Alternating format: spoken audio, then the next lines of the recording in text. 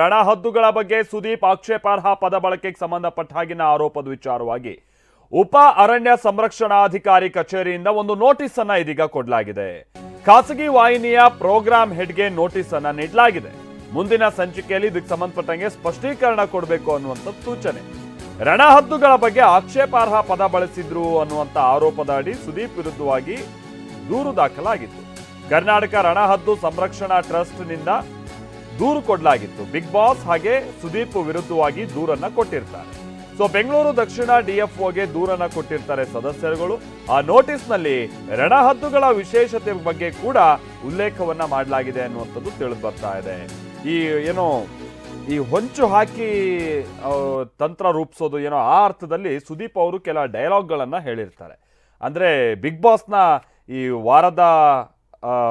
ವಾರದ ಕಥೆ ಕಿಚ್ಚನ ಜೊತೆ ಆ ಒಂದು ಎಪಿಸೋಡ್ನಲ್ಲಿ ಸುದೀಪ್ ಅವರು ಕೆಲ ಡೈಲಾಗ್ಗಳನ್ನು ಹೇಳಿರ್ತಾರೆ.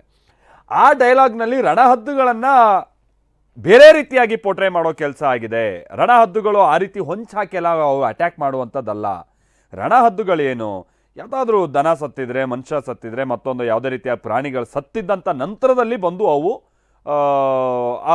ಆ ಮಾಂಸಗಳನ್ನು ತಿನ್ನುತ್ತವೆ. ಈ ಮುಖ್ಯವಾಗಿ ಪ್ರಕೃತಿಯಲ್ಲಿ ಸಮತೋಲನ ಅದರ ಜೊತೆಗೇನೆ ಪ್ರಕೃತಿಗೆ ರಣಹದ್ದುಗಳ ಮುಖೇನವಾಗಿ ಸಿಗ್ತಾ ಇರುವಂಥ ಅನುಕೂಲ, ಇದೆಲ್ಲದರ ಬಗ್ಗೆ ಉಲ್ಲೇಖ ಮಾಡಿದ್ದಾರೆ. ಪ್ರಶಾಂತ್ ಇದಕ್ಕೆ ಸಂಬಂಧಪಟ್ಟಂಗೆ ಡೀಟೇಲ್ಸ್ ಕೊಡ್ತಾರೆ. ಪ್ರಶಾಂತ್, ಇದೇನು ಕಾರ್ಯಕ್ರಮಕ್ಕೆ ಸಮಸ್ಯೆ ಮತ್ತೊಂದೇನಲ್ಲ, ಆದರೆ ರಣಹದ್ದುಗಳ ಬಗ್ಗೆ ಸರಿಯಾಗಿ ಸ್ಪಷ್ಟೀಕರಣ ಕೊಡಿ ಅನ್ನುವಂಥ ನಿಟ್ಟಿನಲ್ಲಿ ನೋಟಿಸ್ ಅಂತ ಕಾಣಿಸುತ್ತೆ. ಖಂಡಿತವಾಗಿಯೂ ಮಲ್ತೇಶ್, ಕೆಲವು ದಿನಗಳ ಹಿಂದೆ ನಡೆದಂತ ಕಾರ್ಯಕ್ರಮದಲ್ಲಿ ಬಿಗ್ ಬಾಸ್ ಸೀಸನ್ 12ರಲ್ಲಿ ಕಿಚ್ಚ ಸುದೀಪ್ ಅವರು ಒಂದು ಪದವನ್ನ ಬಳಕೆ ಮಾಡ್ತಾರೆ. ಆ ಒಂದು ಪದದ ವಿರುದ್ಧವಾಗಿ ಪಕ್ಷಿ ಪ್ರೇಮಿಗಳು, ಅದರಲ್ಲೂ ಕರ್ನಾಟಕ ರಣಹದ್ದು ಸಂರಕ್ಷಣಾ ಟ್ರಸ್ಟ್ ನ ಸದಸ್ಯರು ಬೆಂಗಳೂರು ಡಿಎಫ್ಒ ರಾಮಕೃಷ್ಣಪ್ಪ ಅವರಿಗೆ ಒಂದು ದೂರನ್ನ ಕೊಡ್ತಾರೆ. ಈ ಒಂದು ಕಾರ್ಯಕ್ರಮದಲ್ಲಿ ರಣಹದ್ದುಗಳ ಬಗ್ಗೆ ಆಕ್ಷೇಪಾರ್ಹವಾದ ಪದವನ್ನ ಬಳಕೆ ಮಾಡಿದ್ದಾರೆ. ಹೊಂಚು ಹಾಕಿ ಸಂಚು ಮಾಡಿ ಕರೆಕ್ಟ್ ಟೈಮ್ಗೆ ಲಬಕ್ ಅಂತ ಹಿಡಿಯುತ್ತೆ. ಇದು ರಣಹದ್ದುಗಳ ಬಗ್ಗೆ ಬೇರೆ ರೀತಿಯ ಮೆಸೇಜ್ ಅನ್ನ ಕೊಡ್ತಾ ಇದೆ. ರಣಹದ್ದುಗಳು ಆ ರೀತಿ ಪ್ರಾಣಿಗಳಲ್ಲ. ರಣಹದ್ದುಗಳು ಮನುಷ್ಯನ ಮೇಲೆ ಬೇಟೆಯನ್ನ ಮಾಡೋದಿಲ್ಲ. ಅವೆಲ್ಲವೂ ಕೂಡ ಸಾಮಂಜಸ್ಸು.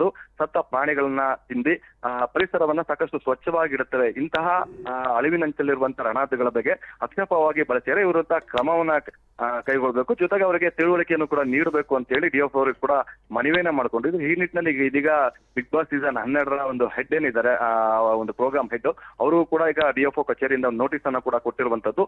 ಇದಕ್ಕೆ ಮುಂದಿನ ಒಂದು ಸಂಚಿಕೆಯಲ್ಲೂ ಕೂಡ ಒಂದು ಮಾಹಿತಿಯನ್ನ ಕೊಡಬೇಕು ಅನ್ನೋದನ್ನು ಕೂಡ ತಿಳಿಸ್ಕೊಟ್ಟಿದ್ದಾರೆ. ಜೊತೆಗೆ ಆ ನೋಟಿಸ್ ಅಲ್ಲಿ ರಣಹದ್ದುಗಳ ವಿಶೇಷತೆ ಏನು ಅನ್ನೋದ್ರ ಬಗ್ಗೆನೂ ಕೂಡ ಸಂಕ್ಷಿಪ್ತವಾಗಿ ಕೂಡ ತಿಳಿಸಿರುವಂತ ರಣಹದ್ದುಗಳು ಏನೆಲ್ಲ ಮಾಡ್ತವೆ ಸಮಾಜಕ್ಕಾಗ್ಲಿ, ಜೊತೆಗೆ ಮನುಷ್ಯಗೆ ಯಾವುದೇ ರೀತಿ ಭೇಟಿಯನ್ನ ಮಾಡೋದಿಲ್ಲ ಅನ್ನೋಂಥದ್ದು ಕೂಡ ತಿಳಿಸಿದ್ದಾರೆ. ಜೊತೆಗೆ ಮುಂದಿನ ದಿನಗಳಲ್ಲಿ ಏನ್ ನಿಮ್ಮ ಒಂದು ಎಪಿಸೋಡ್ ಇರುತ್ತೆ ಅದರಲ್ಲಿ ಸ್ಪಷ್ಟೀಕರಣ ಕೊಡಬೇಕು, ಪ್ರೇಕ್ಷಕರಿಗೆ ರಣಹದ್ದುಗಳ ಬಗ್ಗೆ ತಿಳುವಳಿಕೆ ಕೂಡ ನೀಡಬೇಕು ಅಂತ ಸೂಚನೆಯನ್ನ ನೋಟಿಸ್ ಅಲ್ಲಿ ತಿಳಿಸಿರುವಂತದ್ದು. Maltesh, thank you Prashant.